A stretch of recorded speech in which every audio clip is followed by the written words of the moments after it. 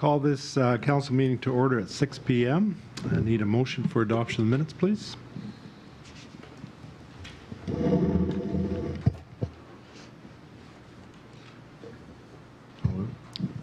Resolved that the minutes of the regular meeting of council held at City Hall on Monday, September 24th, 2018 be adopted as circulated.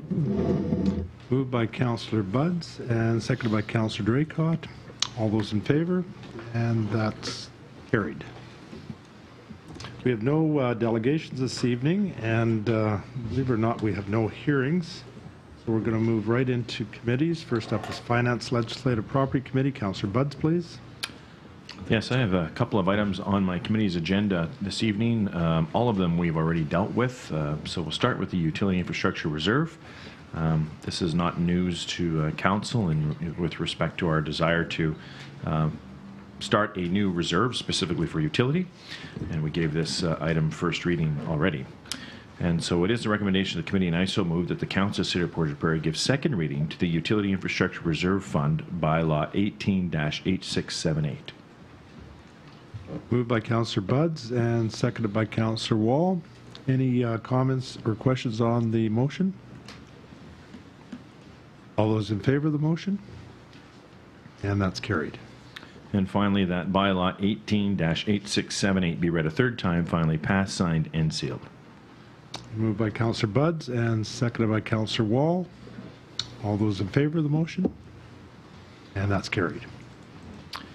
Another item that's very similar in nature was this council's desire to start a reserve for the Portage Regional Library building, and we know that there was a step process for the rent, and we'll be putting those funds aside until such time as we've got parity with the rent. And so again, we gave this reading first approval, on September 24th. It is a recommendation, and I so move that the Council of City of Portage la Prairie now give second reading to the Portage Regional Library Building Reserve Fund. Moved by Councillor Buds and seconded by Councillor Wall. Any comments or questions on the motion? All those in favor of the motion? And that's carried. And finally, I move that bylaw 18-8679 be read a third time, finally passed, signed, and sealed. Moved by Councillor Buds and seconded by Councillor Wall. All those in favor of the motion? And that's carried. The other item on my agenda was to allow Manitoba Hydro to install an underground cable. Again, this is viewed as somewhat of a housekeeping issue and not certainly something that we haven't dealt with before. I did bring it up in our committee meeting of last meeting, and there was no comments made by council. So it is a recommendation of this committee, and I so move that the Council of City of Portage la Prairie authorize the Mayor and Manager of Administration to sign an easement agreement with Manitoba Hydro for the installation of an underground cable on city property west of Oak Bay and north of 6th Avenue as indicated on the attached drawing. Moved by Councillor Buds and seconded by Councillor Wall. Any questions or comments on the motion? All those in favor of the motion? And that's carried.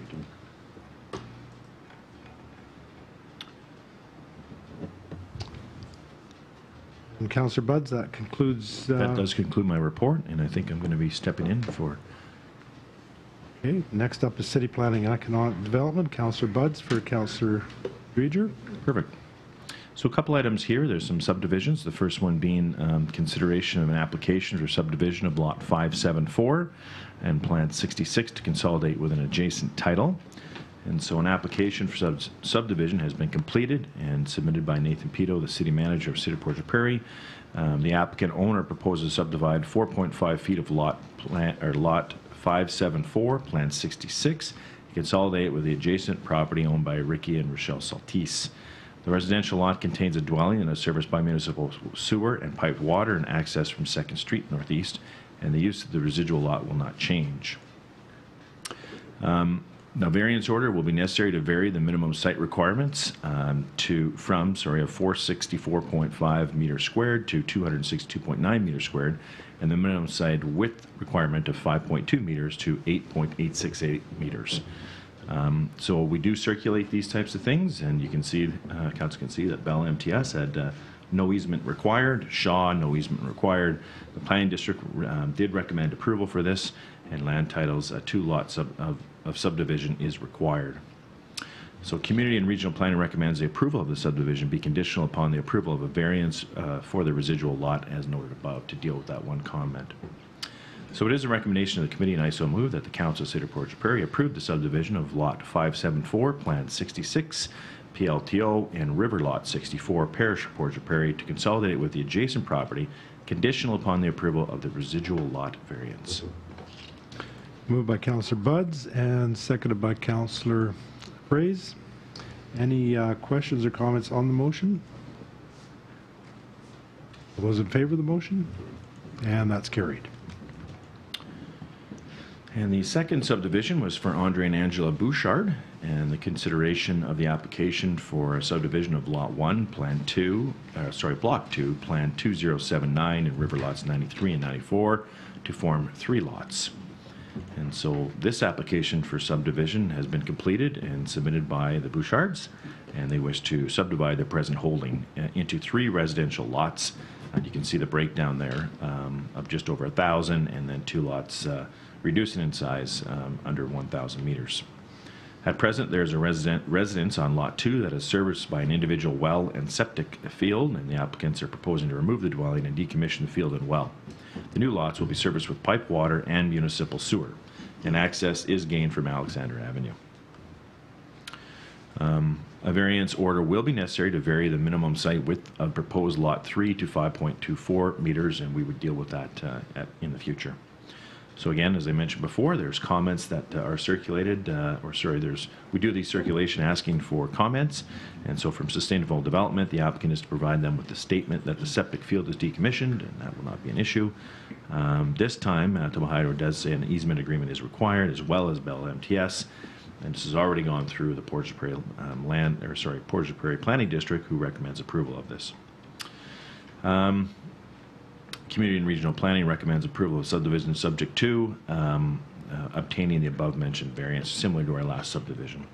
So it is a recommendation of the committee, and I so move that the Council of the City of Portage la Prairie approve the subdivision of Lot 1, Block 2, Plan 2079, PLTO in River Lots 93 and 94, Parish of Portage la Prairie, to form 3 lots, 1,034.2 square meters, 981 square meters, and 817.5 meters, conditional upon the approval of the lot variance. Okay, moved by Councillor Buds and seconded by Councillor Fraze. Any questions or comments on the motion? All those in favor of the motion? And that's carried. And finally, for Council's further consideration, there is the Portage la Prairie Planning District results for August of 2018. Very positive results, and I know Councillor Dreger spoke to that. Was there anything that, Mr. May, did you want to add anything to these reports for Council? Or is there anything additional that you want to discuss as relates to the reports, or are we okay? All good. Okay, if there's no other questions for me, that does conclude this report. Thank you, Councillor Buds.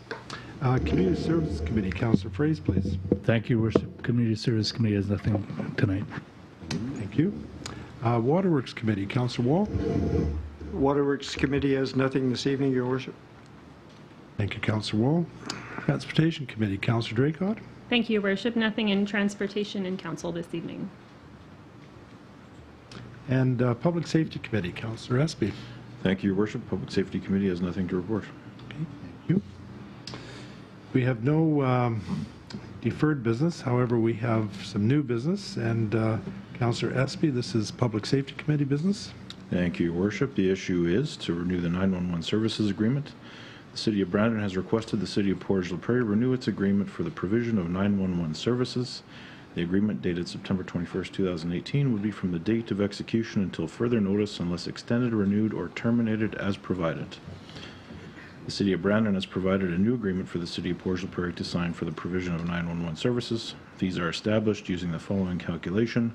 Annual service equals residential population times base fee. The population figures provided in the Manitoba Municipal Official Guide will be used as a resident. The figures provided in the Manitoba Municipal Official Guide will be used as resident population to calculate the annual service fee. The base fee is established annually by Brandon and reflects the cost incurred by Brandon to provide and sustain the 911 services. The base fee for the current agreement is $4.21 per resident. Under the new agreement, it will be increased to $4.34 per resident for the 2019 calendar year. The City of Brandon has been supplying the service to the City of Portage la Prairie since November of 1996. It is the administrative recommendation, and I so move, that the Council of the City of Portage la Prairie authorize the Mayor and Manager of Administration to sign this agreement with the City of Brandon for the provision of 911 services to the City of Portage la Prairie at the base fee of $4.34 per resident for the 2019 calendar year. Moved by Councillor Espy and second by Councillor Draycott. Any questions or comments on the motion? All those in favor of the motion? And that's carried. One final piece of new business. This is financial statements for August 2018. Councillor Buds, please. Thank you. So this item, you'll see that on your council agendas frequently, as this is an item that will not go through committee, but rather presented as new business. This is our statement of financial position on a monthly basis. And again, as a reminder, the quarterly report is more robust, but this gives council assurances that we are on track to budget. And I do report positive variances both in our general and our utility side of things. So things look well heading into the end of the year. There's no other questions, or if there is any questions, that's for information only, and that does conclude my new business report. Okay. Thank you, Councillor Buds. We have no old business this evening, so council is adjourned at 6:11 p.m., and we're going to move right into committee.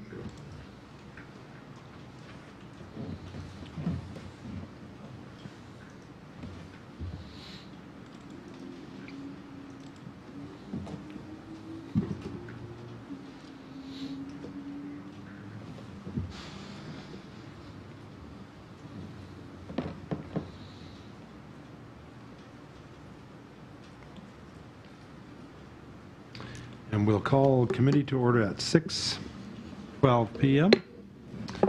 First up is Finance Legislative Property Committee. Councillor Buds, please. Thank you. Hoping for some new business between now and the next time we meet, but this Finance Committee, as well as the City Planning and Economic Committee, has nothing to report. Thank you, Councillor Buds. Community Service Committee. Councillor Fraser, please.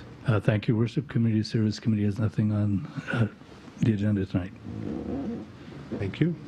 Waterworks Committee. Councillor Wall. The Waterworks Committee has nothing this evening either, Your Worship. Transportation Committee. Councillor Draycott. Thank you, Your Worship. The Transportation Committee does have an issue this evening that we'd like to discuss. It is a request to Council to consider the addition of a name Volunteer Way to Howie Avenue and to approve the installation of secondary signage. So for background on this, administration recently received a request from the Board of Directors from the Portage MCC Community Assistance Center, Inc. to consider adding a secondary street name to Howie Avenue, which runs behind their building from 3rd Street Southeast to Royal Road. They provided the suggestion MCC Volunteer Way or Volunteer Way to honor over 1,000 local volunteers that have served the community by volunteering at the MCC thrift shop over the years. The request noted that November 2018 marks 35 years since Portage MCC thrift shop began operation, and it has since grown to become the 3rd largest privately operated charitable thrift shop in Manitoba. They feel that this would be a special way to recognize the service of their volunteers. Secondary signage does not legally change the name of the street. In the past, the city has added secondary signage to Patriots Way on 2nd Street Northeast. It will be the recommendation that we do consider this Volunteer Way signs go up on Howie Avenue, and I will be bringing that to Council next meeting, unless there's any questions about that this evening.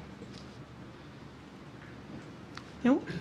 And then secondly, I was just hoping that Operations Department, Mr. Braden, could give us a brief update on the causeway, what we are waiting for in terms of the next report coming to us and what that will look like. All right, I'd be happy to do that for you. Thank you. So as you know, our consultant AECOM has been working on the preparation of detailed design drawings and construction specifications for the new causeway since about mid-July. The The causeway is proposed to go slightly to the east of the existing bridge. The design will incorporate a traffic circle at each end of the causeway, and it'll have proposed to have 3 central culverts with an aesthetic treatment of vertical facade on each side of where the culverts are. The profile treatment, the longitudinal treatment, will invoke the appearance of a bridge structure at the culverts in the middle. There'll be an active transportation pathway along the causeway adjacent to the roadway. We're also going to have consideration given to landscaping of the causeway on both sides of the causeway, with the majority of the green space being on the west side of the causeway where the path is. The design will also incorporate safe crossing of Royal Road or the causeway by pedestrians, cyclists, skiers, snowmobilers, canoeists, and there will be no crossing under the causeway permitted. The depth of the height of the culvert won't permit that. I don't have an updated cost estimate for the work yet, but we're working on the budget direction that council's given, which is $6.8 million for the whole project. As far as timeline, we hope to have our draft report to council in November. So the draft detailed design report will be presented to council for review and revision or acceptance at that meeting. And I guess following that, once accepted, we can issue the construction tender fairly shortly after that, and then things will start to roll. Excellent. Thank you, Mr. Braden. I think there was a question for Mr. Braden. Yes, Your Worship, through you to Mr. Braden, is there lighting on the causeway? Yes, there'll be obviously roadway lighting, but also some aesthetic type lighting along the pathways. And are there railings on the causeway? With the proposed design as it stands, it looks like where there's a vertical wall on each side of the culvert, there needs to be railings. Thank you. Other questions from council for Councillor Draycott or Mr. Braden? I had one, I guess, for Mr. Braden. $6.8 million in the budget. Any estimate on the cost of roundabouts? There's been a lot of interest in roundabouts in the community, so. I don't have anything in detail or updated, but previously our consultant had indicated that the roundabouts could cost in the area of in and about $400,000 each. That's each? That's each.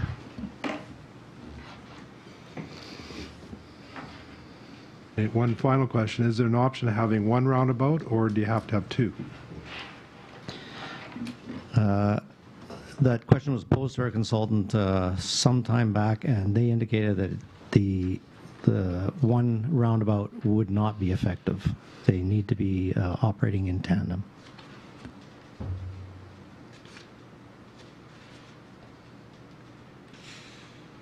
Okay, thank you. Councillor Fraze? Just a supplementary question. The earliest time at which a drawing of this bridge would be available would be also at that November meeting? Yeah, we'd be bringing drawings and basically conceptual drawings or detailed drawings in the November meeting. Yep. Thank you. Okay. Councillor Draycott? Thank you very much. That's everything for transportation this evening. Okay, thank you. Councillor Espy, Public Safety Committee, please. Thank you, Your Worship. The Public Safety Committee has nothing to report. Thank you. Well, now, before adjournment, we'll have question periods. So if there's folks in the gallery that would like to ask questions of council, we will endeavor to answer those questions. Evening, Ms. Anderson. Good evening. My question relates to the court case between the City of Portage, Tower Engineering, and the other associated companies. Court hearings were scheduled to be held on October 4th and 5th, and I'm wondering if a decision was rendered or what the status of things is. And this, to be clear, is not to decide, it's only to decide on the limitations, whether the city can actually bring a suit forward if the province will allow that. Is that correct? You are correct. And those arguments have been made, and we're waiting on a decision on that. No time frame on when the decision will be, but hopefully soon. Okay. So just to clarify, all briefs, all documents, all scheduled hearings, because there were a number of hearings, there were some scheduled back in the spring, all hearings have now been held. Now the only thing left is for the judge to render a decision. Is that correct? This past year, most of the hearings involved discovery, so all of that process has been done. The next decision is on timeframes, and then from there, moving ahead. I'm sorry, could you clarify what you mean by next decision on timeframes? Well, we're waiting on the decision on timeframes. Whether you can go past Right, exactly. the statute of limitations. Exactly. Okay, thank you. Further questions from the gallery?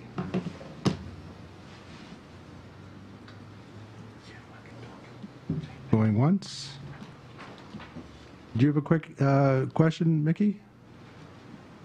No. No? Okay. While hearing no further questions, committee is adjourned at 6:22 p.m. Thank you for coming out, everybody.